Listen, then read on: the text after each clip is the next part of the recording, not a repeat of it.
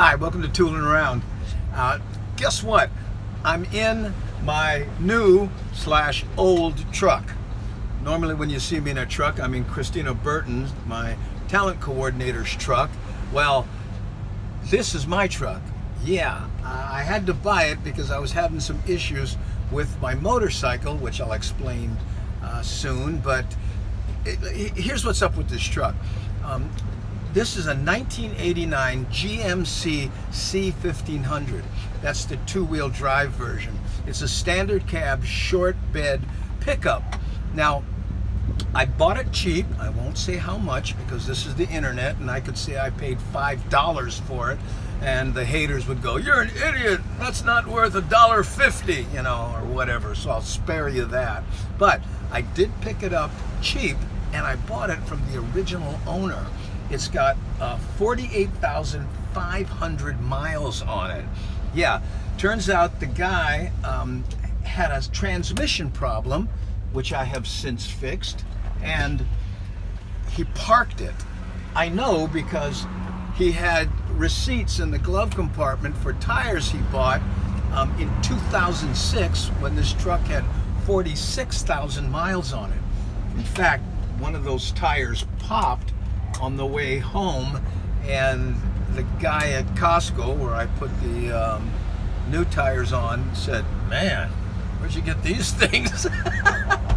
Anyway, that problem has since been fixed. I also went through the transmission, the motor, and muffler.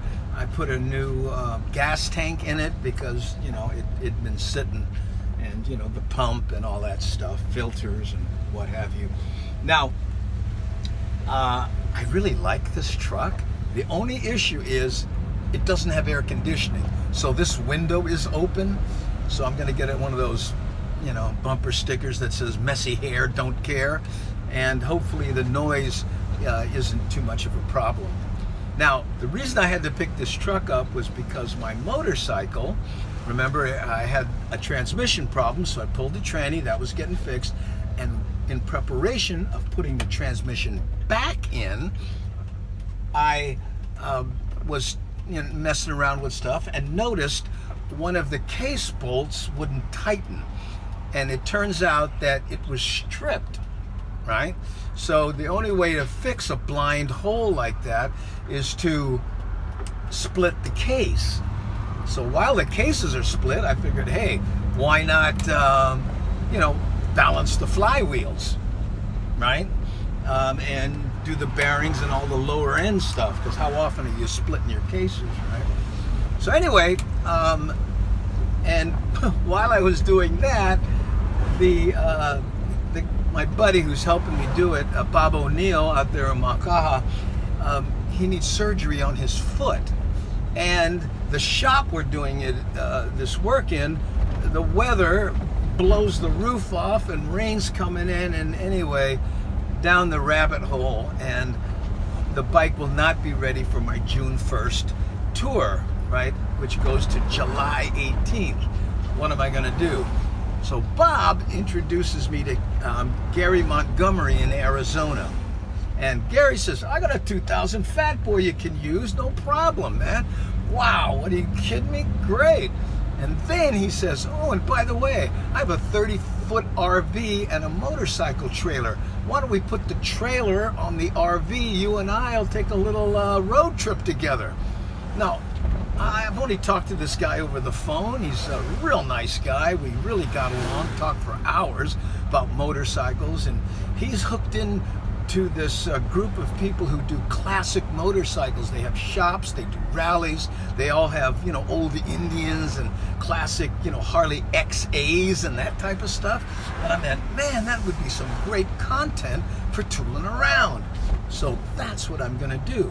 Start in Arizona with this RV, go up California doing comedy shows, because I got to pay for this thing, and then go up to Oregon, Nevada, then on to San Antonio, Texas, and then back. And here's the deal.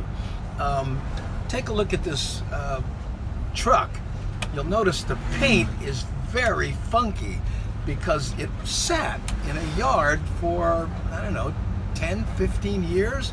And I looked into the paint, and Mako over there in Pearl City said, you know what, man? The only way you can really do this right is to take it down to bare metal. You can't just feather this and shoot over it or it'll come back. Plus there's a little bit of surface rust. No holes. You know, the cab corners and the normal places that these trucks have rust. No, but just some surface rust. So I'm gonna do it right. And that'll take about as long as I'll be on tour. So I'll drop the truck off, right? Go on tour, pick the truck up on the way home from the airport, and I'll have a nice solid little truck, right? Without air conditioning. But I don't like air conditioning, and as long as I can do this type of stuff and the sound is okay, I'm fine, right? So that's the update. And by the way, the forward footage that you're seeing is from the dash cam that I put in it. It's got one of those, you know, it's one of those deals where it just loops constantly. When I turn the truck on, it starts. But I can pull the card out and use the footage for when I'm doing these moto vlogs. And I intend to do more of these, maybe even interview some people in the truck like I used to do in the car. So that's the update. Sorry I've been away for so long, but like a person who was wiser than me once said, these aren't problems. This is your life. Thanks for watching.